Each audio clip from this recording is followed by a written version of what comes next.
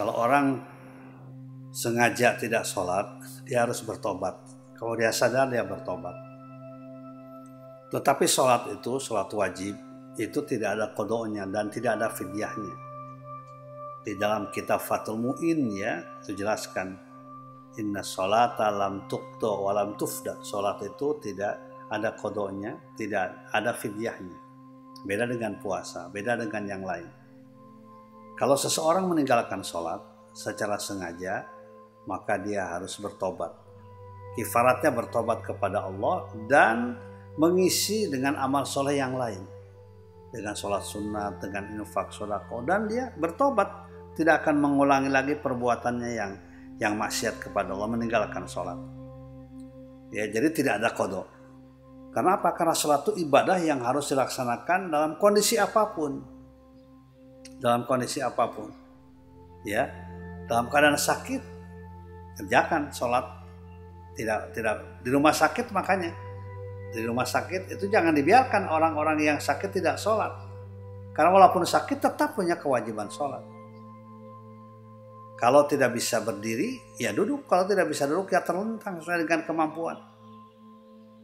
Kalau tidak bisa wudhu, ya dengan tayamum. Sholli qa'iman fa illam tastati fa qa'idan wa illam tastati fa ala janbin. Bahkan ketika perang pun, berkecamuk perang, sholat tidak boleh ditinggalkan. Walaupun sedang berjihad melawan musuh, datang sholat, ya sholat. Makanya ada apa? Sholat khauf, sholat dalam situasi menakutkan, ya. Maka kita diperintahkan tetap sholat. Demikian pula dalam perjalanan.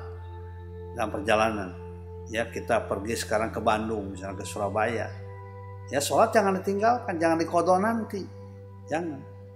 Tapi sholatlah kita yang disebut dengan sholat qashar misalnya, atau sholat jama', ya. Jadi suatu begitu. Ada juga para ulama mengatakan begini, istilah qadha itu begini, sholat di luar waktu. Jadi kalau seorang misalnya dia tertidur ya, jam 3:30, jam 4 baru tidur, bangun-bangun jam 7, maka sholatlah pada jam 7, sholat subuh. Nah, sholat subuh itulah yang dikatakan jam 7 bukan waktunya, dikatakan qadha. Ya, man nama an sholatin aw nasiha falyusalliha, ya.